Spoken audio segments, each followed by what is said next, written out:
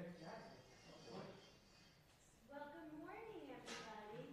Are you comfortable back there? Is anybody, you're all shy, a little shy, want to stay in the back? But if not, you're welcome. You're welcome to move up if you want to. I hope everybody's having a wonderful day.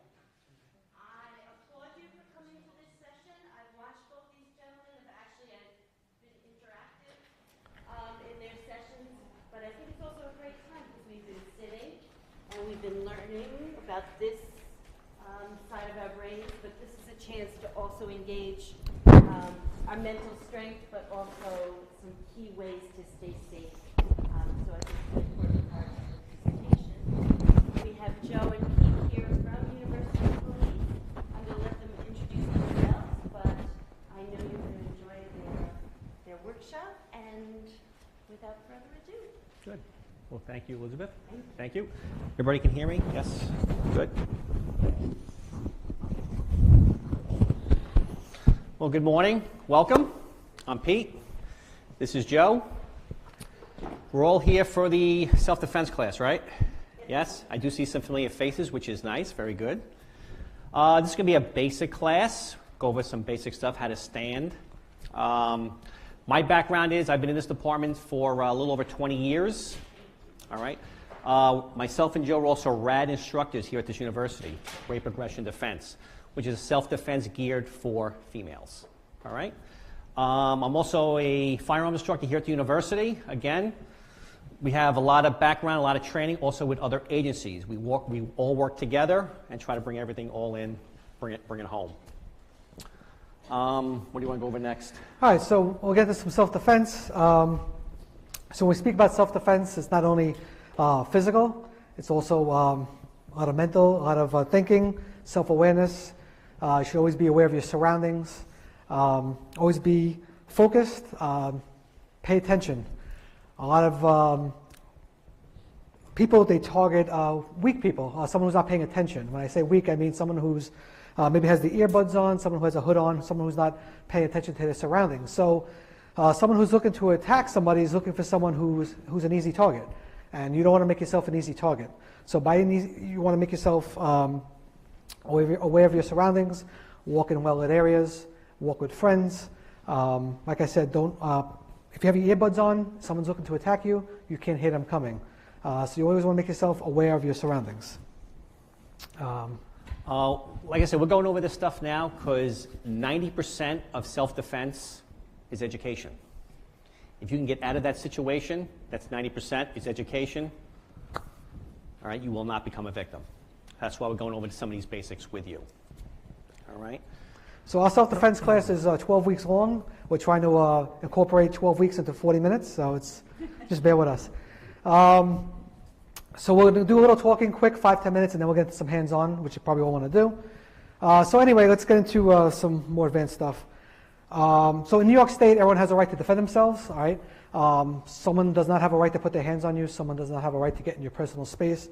You can defend yourselves in New York State. You just cannot become the aggressor. And what do I mean by that? If someone comes up and pushes you, you can't take out a knife and stab them. Common sense, but just make sure you don't become the aggressor in the situation. You kind of have to use equal force or maybe a little greater force to defend yourselves. That's the New York State law. So you don't want to kind of be the aggressor in the situation because then you're going to end up getting in trouble for something. On yourselves, you have many personal weapons. What are some of your personal weapons that you have that you could use to defend yourselves? So what kind of body parts? Like Name some. If you had to strike somebody? Key. Personal weapons, okay, keys, but on your body yourself, what do you have? What can you use? Fist are good. Fist, what else? What was that? Elbows. Fingers. Fingers. Knees, good. Good. All right, you got your head. There's one you're missing that's very, very important. What was that again? Can you holler that out? Your voice. That's your number one weapon to help you, is your voice. Self-defense. All right? So when you're say you're going to wind up being attacked or you want to have attention brought to you, what are you using? You're using your voice. Very important. When we do the RAD classes, Rape Aggression Defense, that's the big thing we train is your voices. when we had the women up there and we're ready to do our stuff, do our moves, they're hollering out, "Get back! Get back! Stand back! Get back!" Use your voice. All right? Very important is your voice. Yes? Well, what if the offender has a knife on you, saying that if you scream, they'll kill you? What do you do? If someone has a knife at you and says, "If you scream, I'm going to kill you," then I probably don't want to scream. Again, if I want to get out of that situation, maybe grab that knife with your hand, kind of weasel your way out of there. All right, but you don't want to become a victim. A lot of times, if that person takes you to a secondary location, all right, if they do hold a knife to you at this point right here, and then they're bringing you to a secondary location, a little more than 85% of the time, you're not going to make it. So we want you to get out of that initial situation. Your voice is used for many reasons. First thing is to alert people that something's going on so someone can help you. But also you want to try to scare the attacker. The attacker doesn't want to struggle. He doesn't want to fight. He wants to take what he wants and he wants to leave. So by you yelling, you may scare him off just by you yelling. So having situational awareness, hopefully you see this person coming at you. You're paying attention. And then if you see him coming, you could yell and maybe you'll scare him off. If you're in a situation where someone's holding a knife to you and you're at that point, then that's a different situation. Then you have to every situation is different. You just have to go with the situation. But you don't want to get in that situation. You want to try to avoid that situation. And that's what we try to teach. So if you're very aware of your situation, of your surroundings, hopefully you won't get to that point where someone's holding a knife to you. When he says aware, what does he mean by aware? If I'm here and I see a group of people over there, and maybe they're working their way towards me, do I want to continue walking, or do I kind of want to veer off and go the opposite direction? Walk on the other side of the street. Try to avoid that situation. Know your surroundings, what's going on. All right? It's hard nowadays. We all have cell phones. We have the earbuds in, and you see everyone doing this nowadays. They're not paying attention. The attacker is going to see that. They're looking. They're scoping out people that are not paying attention, especially at night. All right? You're going to be an easy victim. You don't want to become a victim. All right? So this is why we're educating you. All right? About 8 years ago, we had numerous attacks on campus down by the train station. I don't know if everyone's aware of that. And it turned out to be a bunch of high school kids. They were robbing college kids. They were taking their phones, whatever the case is. And everyone who got robbed at gunpoint, turned out to be a BB gun, they weren't paying attention. All the students who got robbed had earbuds in, and they had their hoods up or their hats on, whatever the case is. They couldn't see, they couldn't hear. And these high school kids were attacking these college kids who weren't paying attention. In every situation, every report that was taken, they didn't hear the person coming from behind. And they would hold them up at gunpoint. At the time we thought it was gunpoint. It turned out to be a BB gun. But whatever the case is, it's a gun. You don't know what kind of gun it is. And they were robbing college students. So they weren't paying attention. They didn't even hear this person coming up from behind and sticking the gun to their back. So it's very, very important to pay attention. Also, another thing we'd like to go over is, would you want to come up, Carrie? Sure. We'll have Carrie come up. She said don't pick on her. Oh, well, Carrie's our friend, so we could pick on her. All right, so if say Carrie's here, she's waiting for the bus stop. She has a cell phone. I see her, I want to take her cell phone. I'm coming up to take her phone. What position should Carrie be in, or if she's not, what body position should she get into? I'm coming to grab her phone. What would you do? Probably not this position. I'm coming to grab your cell phone. Okay. Out of your hand. Like that? Turn away? Am I Okay. supposed to run? No, well, that's good. So she said turn away, which is good. So basically what we like to tell our students is, if Carrie's standing like this and I'm coming towards her, she doesn't want to leave her body open to me. All right? She doesn't want to leave her vitals open. She wants to kind of blade her stance. So all I have is, so if you blade, you like this, so all I have is her arm and her leg now. So if I want to hit her or if I want to take something, I don't have much access. I just have her arm and her leg. You can sit, thanks. Thank you. So we blade our stance. We're taught to blade our stance in the police academy. We teach girls how to blade their stance in our self-defense class. You want to just go over real quick how do you blade your stance? Real quick, this is Blade. I'm sure most of you have seen us talking with people. All right, again, I don't know who I'm talking to. So a lot of times I'm not talking to somebody like this, where I'm open. I'm always blading myself. Especially carrying a firearm, I'm not blading myself when my firearm is towards that person. All right, so I'm blading always this way. All right, so my vulnerable areas are covered, are protected. All right, does that make sense? That's the same thing you're going to do is if someone comes up to you. You're not going to confront somebody like this, especially a guy. Everything is open. All right, so you always want a blade. All right, does that make sense? Good. Real quick, everybody raise your hand you want to punch with. I want to make sure that everyone knows how to make a fist properly. So you have your hand up. You take your 4 fingers. You roll those fingers down. All right, so it's not nice and tight. Not tight where it's not comfortable, but nice and tight. Your thumb. Are you putting your thumb underneath your 4 fingers? No. Why? What happens if you do that? What will happen if you go to punch something? It doesn't feel good. Plus, you're going to wind up breaking your thumb. All right, so you roll those 4 fingers down like we did before, and now my thumb is going right underneath like that. All right, that's the proper way how to make a fist. Now, when I'm punching, what knuckles am I using to punch with? What are my main 2 knuckles? My first 2 knuckles. If I hit something with my pinky and my ring knuckle, what's going to happen? A lot of times I'll get a fracture. So you want to aim for those first 2 knuckles when you punch something. All right? You always want to lock your wrist out, too. All right? Whenever we tell or go over with people how to punch, kick, you always want to follow through. Remember, you're in this mode where you are protecting yourself. All right? You're becoming a victim at this point. I want to get out of that situation. All right? So when I punch, I don't want to punch, make contact. As soon as I make contact, I'm coming back. I want to follow through with my actions. Follow through. So when I'm punching, I'm making contact, and I'm still going forward. All right? Does that make sense? Mm-hmm. You want it to be effective. All right? You want to get out of that situation. Because what happens if you do not get out of that initial situation and you're brought to a secondary location? What's going to happen? The odds are you will not be coming back. All right? So you want to get out of that situation. Joe mentioned before, once you get out of that initial situation, as soon as you can run and get away out of the situation, you want to run, use your voice, and get help. Because what happens if you become the aggressor at this time? Because whenever there's a fight, the police are involved, what happens? People are always recording. All right, cell phones. So now, like Joe stated before, I get myself out of this situation, and now I pull out a knife, or I'm really now punching somebody. Now I'm the aggressor. All right?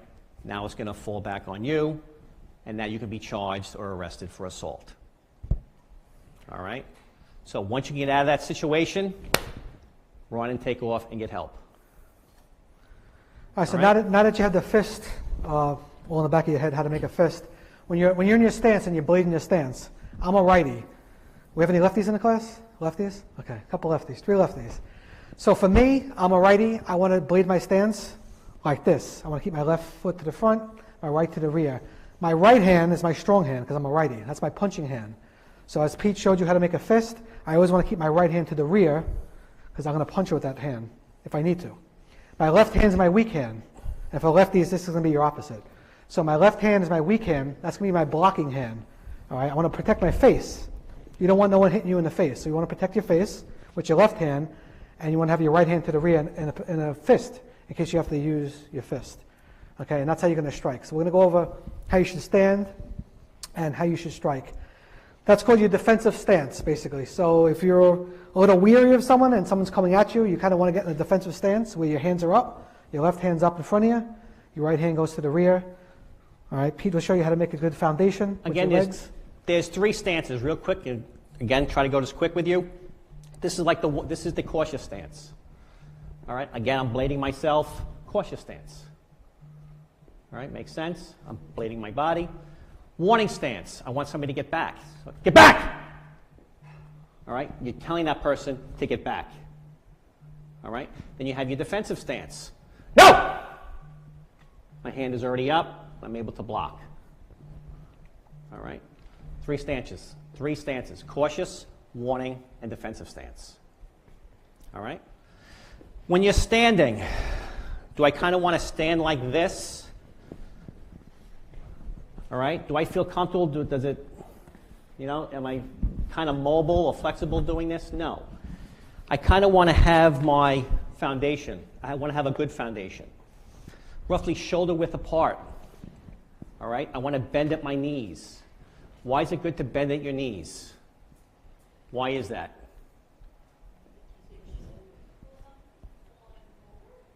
It'll help you from losing your balance. Plus, if I have to push off or move back or something, I can push off. If I'm very rigid, and say that attacker wants to hit my knee or kick my knee, what's going to happen if my leg is already straight and he hits me in the knee with his foot? Going to break my knee, correct? So if I have a bounce and he hits me, I'm able to absorb some of that, right? And I can either push off, all right? But good foundation. All right, my hand is up. What is this hand doing? It's blocking what? My face. All right, from possibly roundhouses, from punches. All right, I'm always blocking, and I'm always resetting back to the middle to block my face. All right, good. So the 3 stances are what? Cautious, warning, and defensive stance. All right. Throw a punch. All right, how to throw a punch. So when you throw your punch, you want to kind of be in your defensive stance because that's pretty much the time you're going to throw a punch, okay? Your whole idea is you're going to try to avoid throwing a punch. You don't really want to do that, but if you end up in a position where you have to, you want to be on guard, ready to go in your defensive stance. No! Again, my defensive stance. Bend at the knees. Now, when I'm punching, especially women, you have a lot of power in your hips. All right, so we want you to use that power to your benefit. All right, so when you're in your defensive stance and you have to punch, I'm turning my shoulders. I'm also turning my hips. When I'm coming up and I'm following through, and I'm always resetting. Also, you're going to twist your back foot. You see my rear foot? We call it squishing the bug. You want to squish the bug. When I'm punching, does that make sense? What happens if I take this foot off the ground? What happens? I'm not balanced. All right? So again, you want a good foundation on the ground, on the floor. Very important. All right? What I tell people is if you have a bad foundation, like in a house, say you buy a house and your foundation is not so well, you're going to have problems the whole time with you living in that house, correct? Because that foundation, is something wrong with it. You have a good foundation, you're going to have a great house. All right? So good foundation. When I punch, I'm still keeping that good foundation, that platform. Very important. All right? So this is what the punch is going to look like. It's going to be no! And I punch.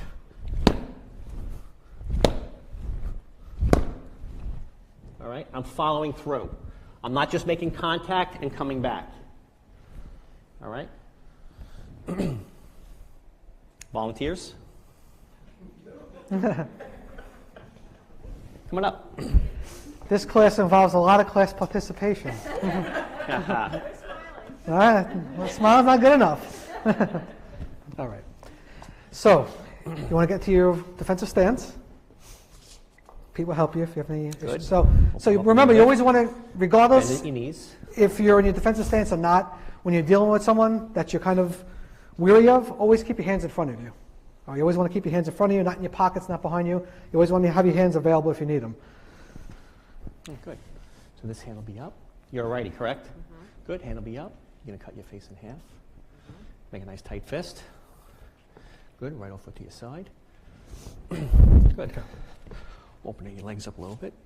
Good. Just make sure you rotate the back foot. Okay. Or you could, go ahead. Yeah, fine. Good. Go ahead. Good. Unload. Good. Always Hard as you reset. can. Good. Good. Good. Good. Good. Just remember, you're defending yourself. You want to you get could do out one of at this a time, right? situation. What I tell a lot of You wanna women try again? is you got to have that All mindset. right. This guy or this individual is attacking me. I want to get out of that situation. Change your mindset. Get out of it. All right? With the second stage, the cautious stance, when you say get out, This is the warning. Go ahead. the warning. Cautious. Go ahead. Do the attackers listen to you? A lot of times, that's very important. When you say get out or get back, again, you're using your voice. A lot of attackers, they're very timid, they're very shy. They do not want a confrontation. Attackers don't want other people seeing what they're doing. They don't want to get in trouble. They don't want to get arrested. They don't want to get caught. So by you making a scene, by you yelling, there's a good chance they might go away. It's been proven. The study's been done. So if you're loud and you're drawing attention and people are looking and people are calling the police or someone's coming over to help you, that's a good thing. So you want to use your voice. It may not work. We don't know if it's going to work or not. But there's a good chance it may It will throw that attacker off.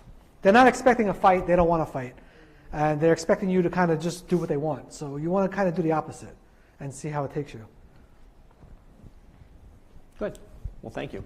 Anybody else? Come on up. Have bad back.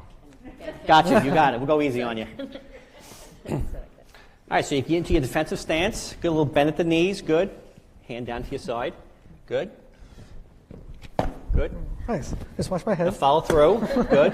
See, Switch that side. We don't teach uppercuts. that's what my father's taught. That's the 5 and the 6 in boxing. Yes. Good. Good. Very good. Good. Good. Good. Keep that foundation. Excellent. Good. Yeah. Good. Well, Yeah, right. A bad back. Here's an uppercut. Here's this one. Yeah. Uh-huh. we Who else? Come on up. We also teach Pinko's boxing at the rec center. And Yes. she was actually doing some of those moves, but Come on. 2 more people. Come on up. that's Ah, right. that's right. There you go. I thought you were familiar. There you go. There you go. I'm like, I can take the class. I'll take my class. All right. So she's a lefty. She's a boxer too, so Yeah. good. Everybody wants what you would think. Good. I know. I just have that face. One more. Good. Good. Good. One more person. One more. All right. All right.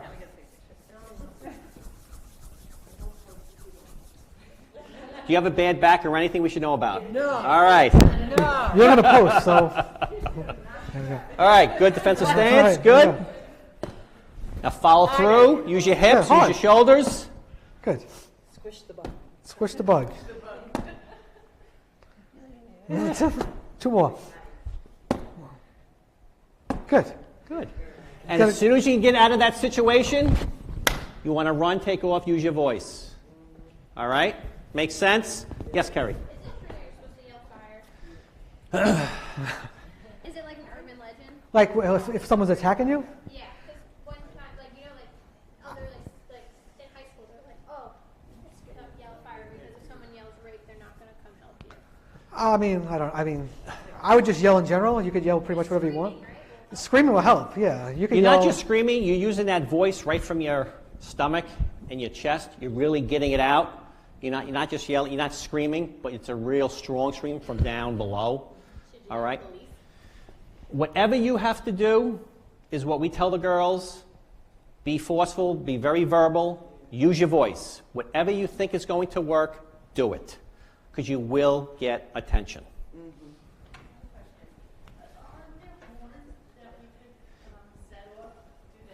Some people have those audible alarms, like those keychain alarms. You know, there's a lot of different products out there. We give out whistles. We do have whistles. We don't endorse any of those other type of products. There are a lot of self-defense products out there. All right, it's what you think, what you feel might work for you. All right. I walk alone a lot, so I usually try to keep anything important, like on my person, like money, things like that. And then in my bag, I'll usually keep a wallet, but not with important stuff on Good. it. So sometimes I'll have stuff on, like alarms and a backpack on. So if they want your wallet, here's my wallet. So I'll just like throw the bag, and then I'm like, Good. all right, they got. Right. Good. That's good. That's very good. You know, because they'll run after it. Hopefully, Correct. and then Correct. And just remember, I've done that before. that's very good. Everybody heard what she just said? She carries like money on her person, all right, her credit cards, anything like really important, and like a wallet that might have some money in it, something that's not really important stuff. So if the attacker says, give me a wallet, give me a wallet. All right, here's my wallet, here's my bag, here's, here's my purse. Take it. Just remember, do I want to lose my life over some personal objects that I have? No, give it up. All right, your life is more important. All right? They can be replaced. You can't.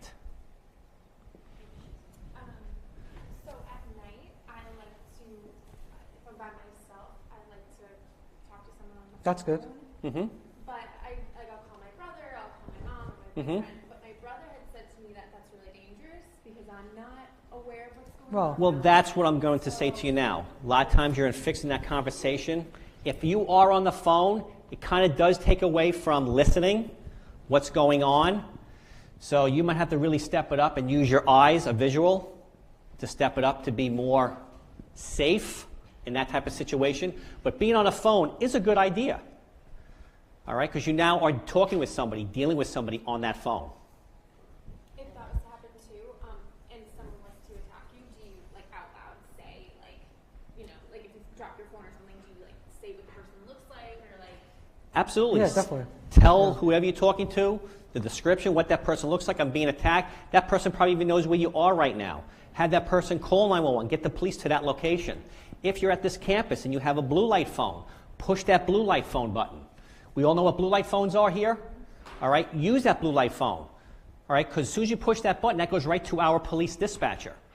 And then we know where that location is. Anytime a blue light phone goes off here at this university, we are sending or dispatching police officers to that location. All right?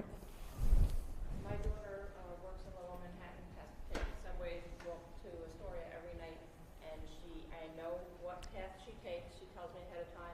She calls me just about every night while she's walking from her, she'll get home at 10:30 at night, and so I know what path, if God forbid something happened, because I always say that I'm not going to be able to help you, but at least I know what path she's walking on. And Right, sure, that's good.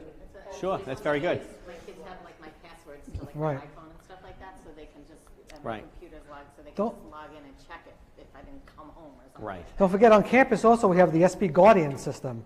That's a free download if you have a iPhone or an Android phone. It's free, and basically it alerts the police if there's a problem. All you do press one button, it goes right to the police department.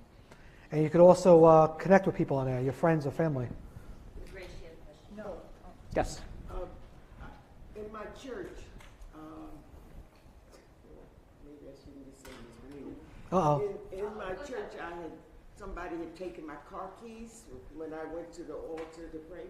Mm-hmm. And about a week later, maybe a little bit longer than that, someone came because they thought I was going to be out of town, and they were using the key. And my voice, I don't talk like this, but I just want to give you a feel of what I said.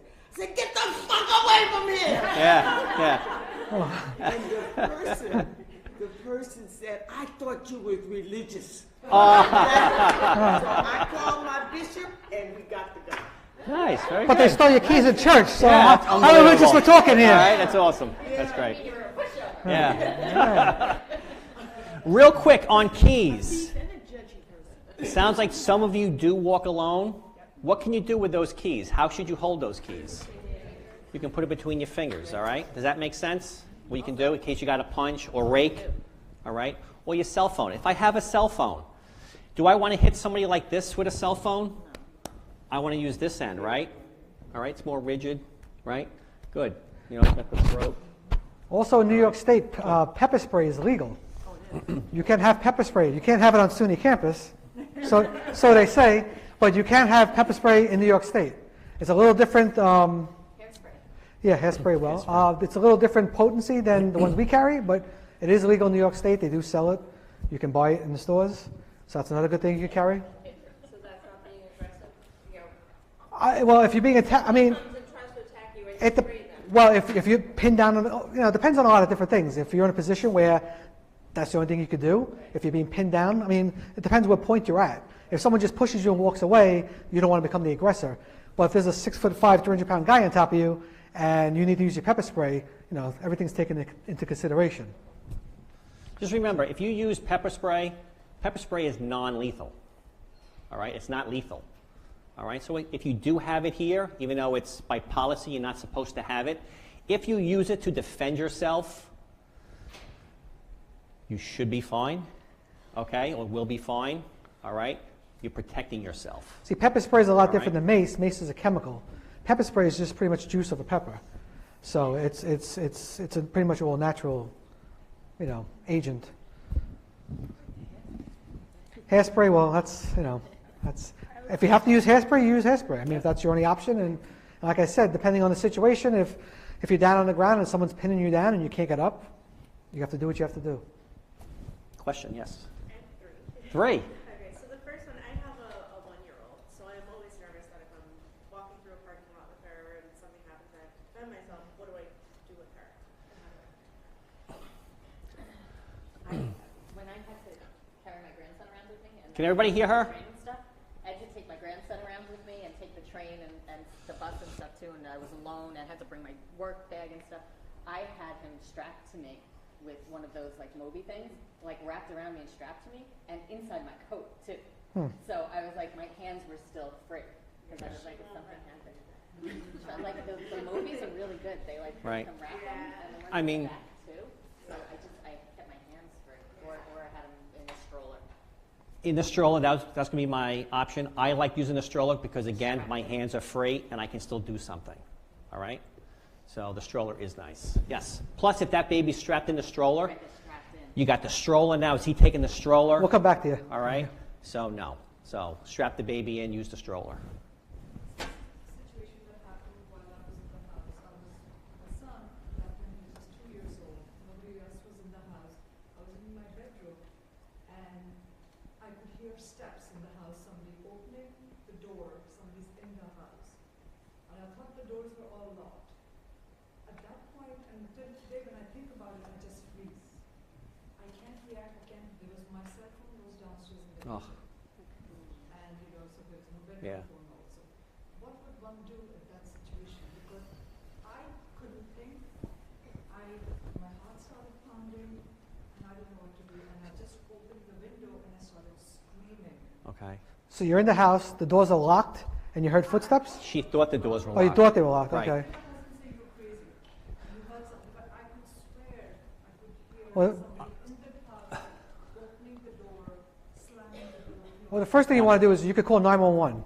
But she didn't have Oh, a you didn't have phone. your phone. Okay, okay. What that was, that was good because a lot of times attackers will hear something like that and they will run off, or you might be in this hide option. So now instead of fighting, I'm hiding right now. So if that person winds up coming onto you or finds you, now you have to fight. So something like that. If you're in your room and you can't get out of that room, you're going to have to hide in that room. All right, especially if you're the only one in the house. With the baby, so that's tough too, Baby's probably going to wind up crying or, Anything to get off, jumped out from the window, yeah, because it's in the first floor there, it's up there. What do you do? yeah. That's tough. I mean, yeah. you might have to just go right to fight mode. That person comes up, you have a baby, you have that mindset, I have to protect myself and the baby. I'm all out fight. I locked myself in the room, and I was screaming from the window, and luckily one of the neighbors heard. Right. I know my Sure. neighbors would be there. Just remember, a lot of these things, every situation is going to be different. Am I on the first floor, the second floor? All right, my phone is in the other room. I don't have a phone. I do have a phone. You have to make these decisions, these split-second decisions. Not Having something in the house at all times, should I be having something to get down to the window, pop it out? Could something like that help? Yes. All right. I mean, in my house, I have a stick at each door. I mean, I'm sure All you're more right? careful I now. have a dog. I mean, all these little things to help yourself. Do you have pepper spray at home? You always have your cell phone on you, 911. You have the police right there. Well, make sure now you remember, make sure you lock all your doors. They have, All right. well, you gotta make sure they're locked. Right. There's alarm systems for your house. I know Pete has like a 200-pound dog that walks around his property. There's a lot of options. Keeping something in your room. Plus, a lot of women now, they do self-defense classes. They go to karate. How to defend themselves. I was talking to a lady yesterday. I had no idea she did this. We were talking to her for 40 minutes yesterday of her doing karate, her dojo, this, that. A lot of women do that. So look into something like that, all right, to build up confidence, self-empowering. All right? Do you have any more questions? Yeah. Yes. So back to my 1-year-old. So I have the car seat, and someone had given me stickers for like in case of emergency, and said to put it on the inside of the car seat. So I did that when she was born. But then I recently read that a first responder is trained to kind of ignore whatever that sticker says because you don't know that that child is what that stickers. You know, it could be a different type of car seat. So I was wondering, like, what do you do? I'm unconscious in the front seat with a car accident, and there's my baby in the back. Mm-hmm. How do you identify the baby? I never heard something like that with the stickers. Yeah, I never heard that either. Never heard that. It was actually my friend's in Connecticut, but she ordered it from like the Department of Motor Vehicle in Illinois. Like, Yeah. And the sticker has like what on it? Like the baby's pedigree information?